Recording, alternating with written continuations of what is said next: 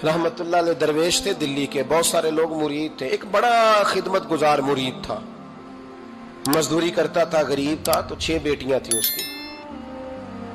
हजरत साहब के पास रोज आके कहता, हुजूर बच्चियों के लिए दुआ करें, अल्लाह कोई असबाब पैदा कर दे। एक बच्ची की शादी का खर्चा 1000 दिनार है और मैं गरीब हूं। हजरत साहब दुआ कर देते। खानका शरीफ के थोड़े ही फासले पर, हजरत जहां बैठ के मुरीदों की तरबियत करते थे, उससे थोड़ा ही फासले पर ना एक ईसाई रहता था, बड़ा मालदार था, बड़ी सारे ऊंट, गायें, भेड़, बकरियां रखी हुई थी और हजरत शरफुद्दीन रहमतुल्लाह अलैह की बड़ी मुखालफत करता था। और ये जो आपका गरीब मुरीद था, ये उसका पड़ोसी था। एक दिन बुला के ना उनको कहने लगा कि तू किधर जाके जो है वो टकरे मार रहा है, वहां से कुछ नहीं मिलने वाला। वो तुझे क्या देंगे जिनकी खानका खुद चंदे पे चलती है, मदरसा चंदे पे चलता है, मस्जिद चंदे पे चलती है, तेरी बेटी का मामला कहां हल होगा? तो उस दरवेश ने कहा कि तू मेरे पीर को नहीं जानता, तू अजय मेरा महबूब नहीं डिठा, तो पता नहीं ना, तू इस रस्ते का मुसाफिर नहीं, तू नहीं जानता, उनका बस चले ना तो वो हर कीमत में मेरी बेटियों की शादी करा दे। अब वो ईसाई था, कहने लगा अच्छा चलो ठीक है, अगर इतनी बात है ना तो जाओ उनसे जाके कह दो कि 6 साल के लिए मेरे साथ मुआहदा कर लें, वो मेरे जानवरों को चारा डाल दिया करे, 6 साल ड्यूटी करे, मैं 6000 दिनार दे देता हूं। वो मेरे साथ 6 साल मेरे जानवरों को चारा डाले, रखते हैं ना आप चारा डालने के लिए, एडवांस पैसे दे के। अब तो लोग उन्हें भी गुलाम ही बना लेते हैं, बड़ी थोड़ी तनख्वाह देते हैं, जुल्म करते हैं, पूरा मुआवजा नहीं देते। हजरत शेख शरफुद्दीन के बारे में वो कहने लगा, जब अपने पीर से जाके कह के मेरे जानवरों को 6 साल चारा डाले, मैं 6000 दे देता हूं, तू जो कहता है हर कीमत पे जाने को तैयार है। उसने जब ये बात की तो मुरीद ने नाराज हो गया, वो लड़ाई हो गई, गिरबान पकड़ लिया, झगड़ा हुआ, बात बड़ी दूर गई। इस तरह की बात करता मेरे हजरत के बारे में, तेरे जैसे कई मैं वहां काम पे रखा दूं। जब वो बड़ी बहस हुई, बात मोहल्ले में, इलाके में फैल गई, दुनिया ने सुन ली, तो शेख शरफुद्दीन तक भी पहुंच गई। इस तरह झगड़ा हुआ है। लोग सो गए इशा की नमाज के बाद। हजरत साहब ने ना सर पे कपड़ा लिया, उस ईसाई के दरवाजे पे दस्तक दी, वो बाहर आया, फरमाने लगे लोग तो सोच समझ के मुलाजम रखते हैं, तूने भी तो सोच ही लिया होगा, तभी तो मुझे ऑफर की है। तू अपनी ऑफर पे कायम है? वाकई मुझे रख लेगा और 6000 दिनार दे देगा? कहने लगा जा बाबा काम कर अपना। फरमाया नहीं, तूने इतने लोगों में बात की, इतनी बहस हुई, तो कायम है? कहने लगा मैं तो कायम हूं, पर आपने नहीं कायम रहना। फरमाया मैं सोच समझ के आया हूं। उसने कहा आप ड्यूटी करेंगे, भैंसों को चारा डालेंगे? फरमाया एक शर्त, बस जब अजान हो जाए ना तो मुझे रब की नमाज पढ़ने की इजाजत दे देना, बाकी सुबह शाम जो तू कहेगा। अगर उस गरीब की बेटियां ब्याही जाए तो मुझे और क्या चाहिए? उसकी 6 बेटियों का बोझ है उसके सर पे, तू मुझे रख ले। अल्लाह अकबर। वो कहने लगा चले पे मेरे साथ खते बंदगी कर ले। आजकल हम स्टाम करते हैं, उस जमाने में खते बंदगी होता था, गुलामी का खत, काजी शहर के पास, यानी उसका ख्याल था कि चलो स्टाम की बात करूंगा तो भाग जाएंगे। फरमाया चल मैं तैयार हूं। काजी तक गए, तय हो गया, 6000 दिनार दे दिए। हजरत ने मुरीद को बुलाया, फरमाया पुत्र ये ले जा, जा मेरी बेटियों को रवाना कर दे। कहने लगा हुजूर ये क्या कर रहे हो आप, कुछ सोचें। फरमाया यार जब तुझे बेटा बना लिया तो फिर मेरी पोतियां तो लगती हैं ना, मेरा हक तो बनता है ना, जा जाके ड्यूटी कर, उनको ब्याह दे। बात फैल गई। बादशाह भी अकीदतमंद था, वो 12000 दिनार लेके पहुंचा। क्या बताऊं इन रब के बंदों का दिल कैसा होता है, क्या दर्द होता है, क्या रंग। 12000 दिनार लेके बादशाह आया और आके हजरत को पेश किए का हुजूर आप दें इस ईसाई को, डबल दें और जाए काम करें। आप फरमाने लगे तू पैसे दे, शर्तें ना लगा, मेरा जहां दिल करेगा मैं खर्च करूंगा। मुझे तो मजा ही अब आने लगा है, अभी तो लुत्फ आ रहा है, अभी तो जायका आया है कुछ करने का। पैसे देने हैं तो दे, पाबंदी ना लगा, जहां मेरा दिल करेगा मैं। उसने कहा हुजूर ठीक है रख ले। हजरत ने फजर मस्जिद में पढ़ी, जेब में 12000 दिनार थे, ऐलान फरमाया भी किसी और की बेटी भी बैठी है तो पैसे मेरे पास है। वो 12000 दिनार भी बांट दिया और 12000 दिनार बांट के ना तो फिर चले गए खेत में चारा काटने। उस ईसाई को किसी ने बतलाया कि उनके पास तो 12000 आया है, पर तुझसे जान नहीं छुड़ाई उन्होंने।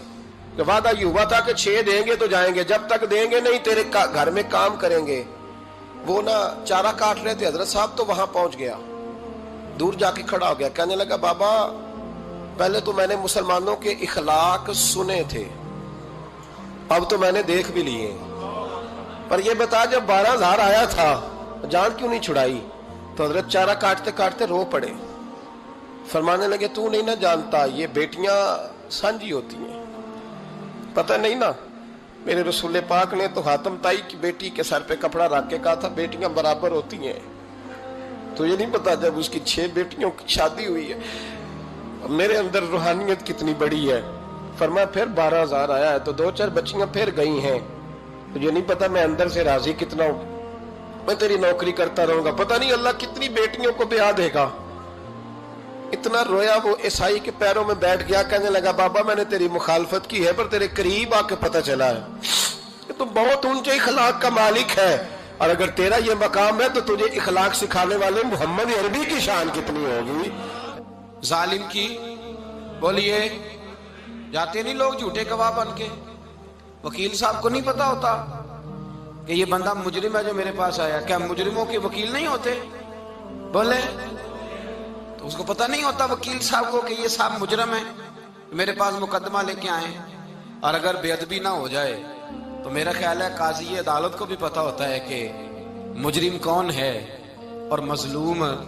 میرے نبی پاک صلی اللہ علیہ وسلم نے اس قدر زیادہ سختی فرمائی اس مسئلے میں. فرمایا جس کو پتا تھا کہ فلاں آدمی ظالم ہے، ظلم کر رہا، پھر وہ ظالم کا گواہ بنا یا اس نے ظالم کی مدد کی، کتنی کی؟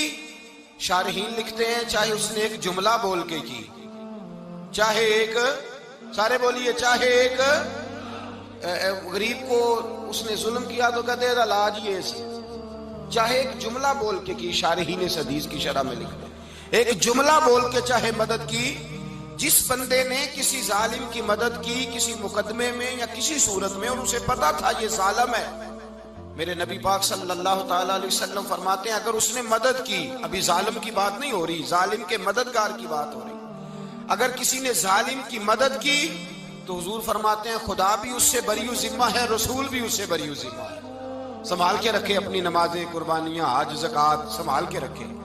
اگر ظالموں کا مددگار ہے، الیکشن آ لینے دے، آپ کو نظر آ جائے گا کون کون ظالموں کا مددگار ہے، نظر آ جائے گا. اپنی جیب سے لوگ پیسے دے کے ظالموں کی مدد کریں گے، ان کے فلیکس چھپوائیں گے، بورڈ لگوائیں گے، جیبوں سے پیسے دے کے. ہم نے خود آگ لگائی ہے چمن میں اپنے، بے سبب گردشی ایام کو الزام نہ دو. ہم نے خود نور کا ظلمت سے کیا ہے سودا، کر کے توہین سحر شام کو الزام نہ دو. ظالموں کے مددگار میدان میں آ گئے. یہ چھوٹا لفظ نہیں، میرے حبیب پاک صلی اللہ علیہ وسلم نے فرمایا جو ظالم کا مددگار ہے سن لے جو سجن کے ساتھ کچہری جاتا ہے، وہ یاد رکھے جو دوست کا گواہ بنتا ہے، وہ یاد رکھے جو کہتا ہے میں مانگی گیا تھا، مجھے بلایا گیا تھا قبضہ چھڑانے کے لیے کسی غریب بیوہ کی جائیداد پہ، وہ سن لے تو مدد کر کے نہیں آیا، تو خدا کے ذمے سے نکل گیا ہے. رسول پاک نے فرمایا تیرا میرا تعلق ختم ہو گیا، تو ظالم کا مددگار ہو گیا. پھر تو کہتا میں بے چین ہوں، میں بے قرار ہوں، میں آزمائش کا شکار ہوں. پلٹ کے دیکھ تو صحیح تیرا گناہ کتنا بڑا ہے.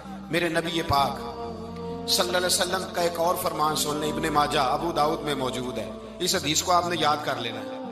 کر لیں گے انشاءاللہ؟ سارے کہیے انشاءاللہ کر لیں گے یاد. حضور صلی اللہ علیہ وسلم نے فرمایا اگر تو ظالم کی مدد کرے گا نا، یہ لفظ دل کی تختی پہ لکھ لینا، یہ مکافات عمل ہے، مکافات عمل دنیا، ادھر کرو گے تو ادھر بھرو گے. فرمایا اگر تو کسی ظالم کی مدد کرے گا، سن لے حضور کا فرمان ہے، اگر تو ابن ماجہ ابو داؤد سیاہ میں موجود ہے، فرمایا اگر تو کسی ظالم کی مدد کرے گا تو رب تعالیٰ مرنے سے پہلے تیرے اوپر بھی ظالم کو مسلط کر دے گا. تیرے اوپر بھی ایک دفعہ ظلم ضرور ہوگا اگر تو ظالم کی، وہ کسی صورت میں بھی ہو سکتا ہے، کسی صورت میں بھی تیرا بیٹا ہی اٹھ کے ظلم کر دے گا، تو الجھ جائے گا، کسی نہ کسی جگہ تیرے لیے تباہی کا سامان ہوگا، تیرے اوپر ظلم ہوگا، اس لیے کہ تو ظالموں کا مددگار ہے. چاہیے یہ تھا کہ تو مظلوم کی مدد کرتا، انسانی ایمانی یقین کا فریضہ سر انجام دیتا، تو ظالموں کا مددگار ہو گیا. ٹٹول کے دیکھ لیں، رزلٹ نکال کے دیکھ لیں، ہمارے زمانے میں ظالموں کے مددگار زیادہ ہیں. اتنی لمبی زبانیں نکال کے ظالموں کی مدد کرتے ہیں. بڑے بڑے کالم نویس اللہ نے انہیں قدرت دی لکھنے کی، تو اپنا قلم ظالموں کی مدد میں خرچ کرتے ہیں۔ وہ لوگ جن کو اللہ تبارک و تعالیٰ نے قدرت دی، ہمت دی، طاقت دی، کچھ لوگ ان کے حلقہ احباب میں، وہ اپنے لوگوں کو استعمال کر کے ظالموں کی مدد کرتے ہیں، ظالموں کی مدد کرتے ہیں۔ میرے نبی کریم سید عالم نور مجسم صلی اللہ علیہ وسلم نے فرمایا، اگر تو نے ظالم کی مدد کی تو جب تک تو توبہ نہیں کرے گا رب تجھ سے ناراض ہی رہے گا۔ اللہ تجھ سے، او بھائی جس سے رب بھی ناراض ہو گیا، نہ کھانا نہ پینا نہ سونا نہ جاگنا نہ نیند، پھر تیری ہر چیز تیرے لیے آزمائش ہو جائے گی، پھر تیرا سایہ بھی تیرے لیے خوف کا سامان بنے گا، پھر زندگی جیتی جاگتی لاش بن جائے گی، تو اپنے کندھوں پر اپنی میت اٹھائے پھرے گا جب تو ظالم کا مددگار ہوگا۔ اور نبی پاک صلی اللہ علیہ وسلم نے فرمایا، ظالموں کا مددگار بھی ظالم ہوتا ہے، ظالموں کا مددگار بھی، سارے بولے، ظالموں کا مددگار بھی نہیں، کو نہیں، آپ سارے نہیں بولے، ایک دفعہ بولے، ظالموں کا مددگار بھی، پکی بات ہے، ظالموں کا مددگار بھی۔ اللہ اکبر، جس کا یارانہ ہو، جس کا دوستانہ ہو، جو کہے میں نے نا اس کو اوکھے ویلے کے لیے ظالم کو یاد رکھا ہوا ہے۔